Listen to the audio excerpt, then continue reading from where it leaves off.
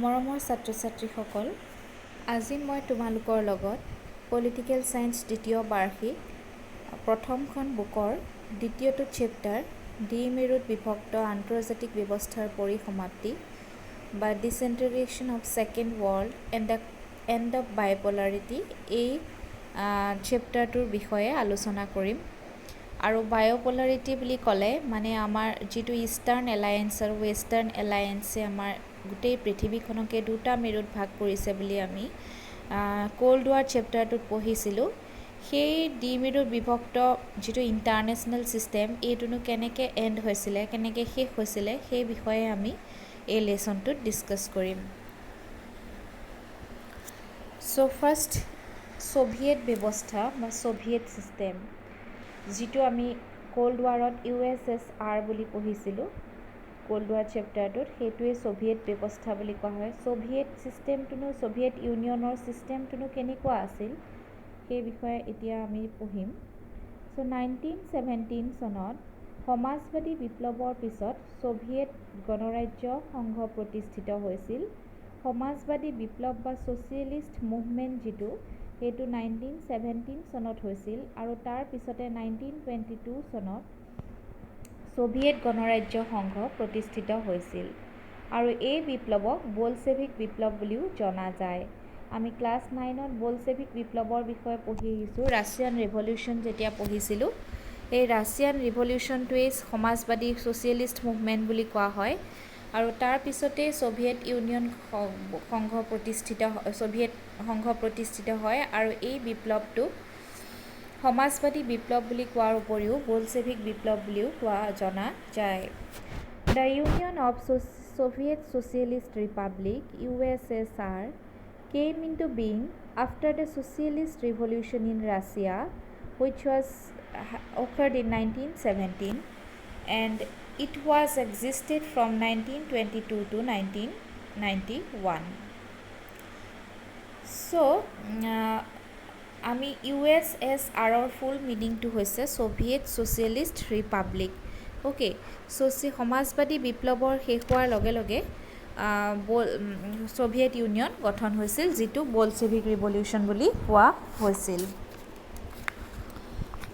চ' সেইখিনি সময়ত সমাজবাদী বিপ্লৱ বুলি ক'লে আমি বুজোঁ যে সেইখিনি সময়ত ৰাছিয়াত এনেকুৱা এটা ব্যৱস্থাৰ সৃষ্টি হৈছিল যে কোনো ধৰণৰ প্ৰাইভেট প্ৰপাৰ্টি এলাউ কৰা হোৱা নাছিল।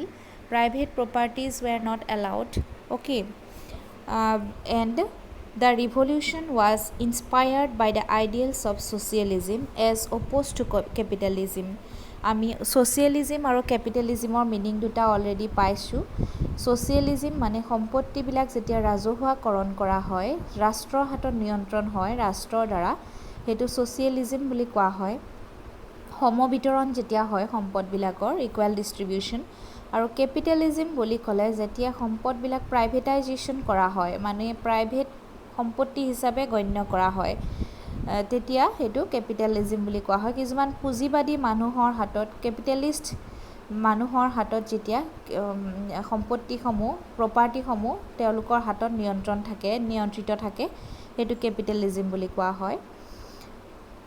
So this was perhaps the biggest attempt in human history to abolish the institution of private property and equal distribution of, that means equal distribution of property. Okay, so এইটো হৈছে এটা biggest attempt in human history, যিটোৰ দ্বাৰা socialist ৰিভলিউশ্যনটো হৈছে এটা ডাঙৰ attempt, যিটোৱে প্ৰপাৰ্টিবিলাক private property নকৰি পেলাই ৰাষ্ট্ৰৰ নিয়ন্ত্ৰণত, কমপ্লিট ৰাষ্ট্ৰৰ নিয়ন্ত্ৰণত দি দিছিল। অ'কে,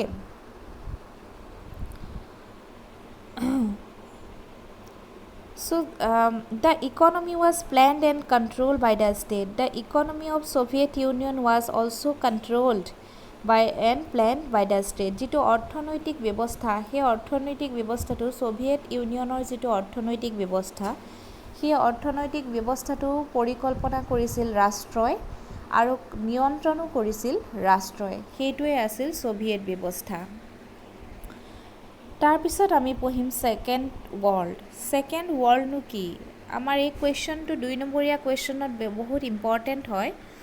এই কুৱেশ্যনটো আহিব what do you mean by second world দ্বিতীয় বিশ্ব বুলিলেনো কি বুজা চ' ইয়াত কোৱা হৈছে the Soviet system was introduced in many East European states they adopted the Soviet economic and political system they form the second world and socialist bloc they were the member of Warsaw' Pact এইটো কৈছে যে পূব ইউৰোপৰ দেশসমূহতো Soviet ব্যৱস্থাৰ প্ৰসাৰ লাভ কৰিছিল তেওঁলোকে Soviet অৰ্থনৈতিক আৰু ৰাজনৈতিক ব্যৱস্থাসমূহো গ্ৰহণ কৰিছিল তেওঁলোক ৱাৰ্ছ' চুক্তিৰো সদস্য আছিল আৰু তেওঁলোককে দ্বিতীয় বিশ্ব বুলি কোৱা হৈছিল তাৰমানে আমি যেতিয়া ইষ্টাৰ্ণ এলায়েন্সটো পঢ়িছিলোঁ ক'ল্ড ৱাৰত তেতিয়া পাইছিলোঁ যে ছ'ভিয়েট ইউনিয়ন বা USSRৰ লগত পূব ইউৰোপৰ বহুবিলাক দেশেই সাঙুৰি গৈছিল 15খন মেইনলি দেশ আছিলে যিবিলাক ছ'ভিয়েট ৰাছিয়াৰ লগত একেলগ হৈছিল ৰাছিয়াক